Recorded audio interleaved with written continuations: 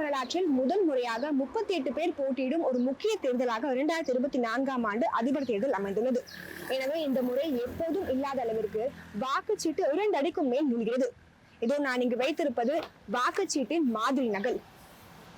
இதைவிட ஒரு சுவாரஸ்யமான விஷயம் என்னவென்றால், இலங்கையின் தேர்தல் முறைப்படி வாக்காளர்கள் தங்கள் விருப்பத்திற்குரிய 3 வேட்பாளர்களுக்கு இதில் வாக்களிக்கலாம். வாக்குச்சீட்டில் நீங்கள் ஒரு வேட்பாளரை மட்டும் தேர்வு செய்ய வேண்டுமானால் வேட்பாளர் பெயர் பக்கத்தில் கிராஸ் மார்க் அல்லது 1 என்று எழுதலாம். 3 பேரை தேர்வு செய்ய வேண்டுமானால் 1, 2, 3 என்று உங்களுக்கு விருப்பத்திற்குரிய வேட்பாளரை வரிசைப்படுத்தலாம். வாக்கு எண்ணிக்கையின் போது முதலில் 1வது விருப்பத்திற்குரிய நபர் தான் கணக்கில் எடுத்துக் கொள்ளப்படுவார்.